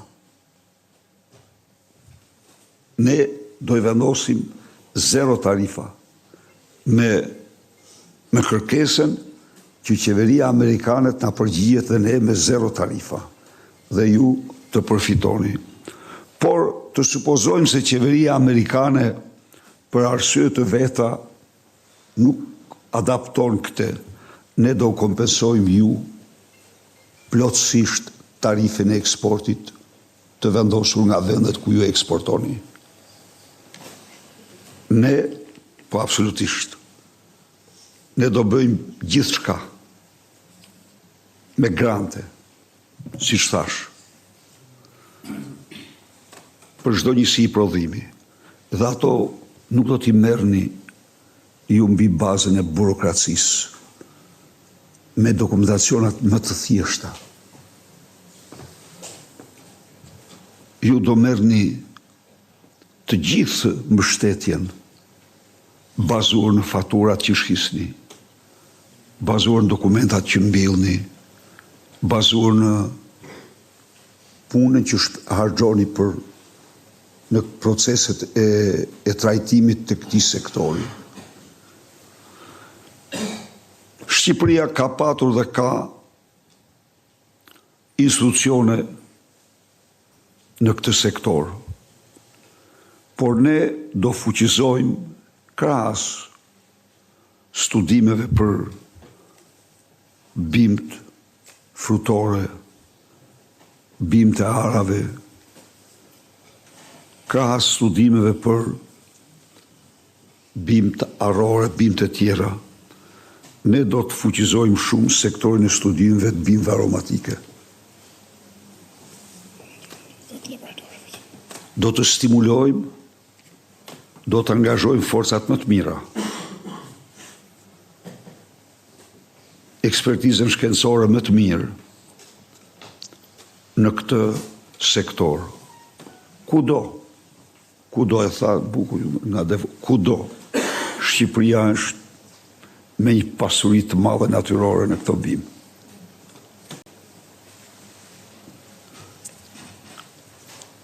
Kredi të buta në të cilat qeveria do mbuloj 80% interesit,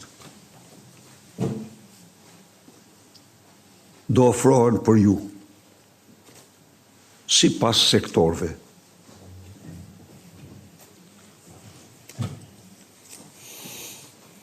Për të gjithë proceset që nevojiten në këtë fushë. Ne duam ta bëjmë sektorin e bimëve etrovajore, ta shumë fishojmë në prodhim, në të ardhura, në punësim, në eksport.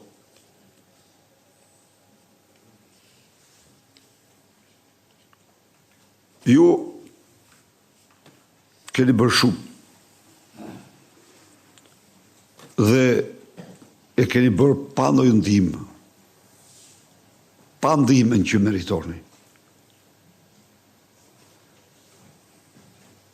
Injorimi juaj dhe injorimi në tërësi e eksportit nga kjo qeveri i ka kushtuar vendit një çmim më të shtretin, më të rëndin. ekspunësim dhe largim të shqiptarëve nga Shqipëria. Ne do kemi një politikë shumë vendosur për popullimin dhe ripopullimin e Shqipërisë.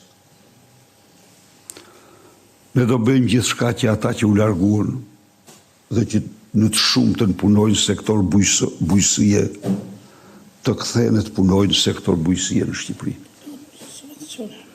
Tu krijojmë ato subvencione, ato kushte që kanë në vendet ku punojnë të vinë dhe të derdhin djerës në tyre në këtë vend, ndërtojnë ëndrrën e këtyre në këtë vend. Do përpiqemi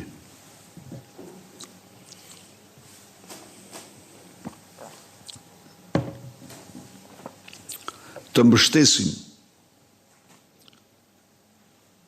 edhe sezonalitetin. Sot, një punëtor sezonal është një punëtor shumë i pasigurt. Qoftë në sektorin punoj, qoftë në turizëm, qoftë në çdo fushë. Shteti në bashkëpunim me ju do vendos disa paga bazë në mënyrë që punëtorët në periudhën që nuk kanë punë të marrin një shpërblim, një pagë bazë, të marrin minimumin jetik të azam ose edhe më shumë, dhe të mos largohen, por të qëndrojnë për të pritë sezonin dhe për të pritë kohën e punës. Pra, me gjitha këto, desha tu siguroj se nga një sektor i injoruar, por nuk jeni vetëm ju, është në tërësi bujësia. Dhe çfarë alternative ofron Edi Rama? E ndigjohet vetë. Alternativë në një fermeri i cili i thot se prodhimi mu kalb prodhimi, nuk e shita dot, se ferma me falimentoj, por unë do të votoj ty. Jo, kjo është me zë dhe figurë. Pra, Edi Rama ofron alternativë më të keqen që mund të Ndoqëm fjalën e kryetarit Partisë Demokratike Sali Berisha në takim me prodhuesit e bimëve medicinale në vendin tonë. Ky ishte informacioni përgatitur edhe për ditën e sotme. U fokusuam tek inteligjenca artificiale, përdorimi i saj nga administrata publike në vendin tonë, thuajse në çdo shërbim të mundshëm tashmë, pikërisht inteligjenca artificiale do të përdoret edhe për sa i përket prokurimeve publike, por do të jetë edhe një asistent i administratës tatimore dhe doganore në vendin tonë për të qenë më eficient, por njëkohësisht për të punuar në kohë reale shumë të dhëna.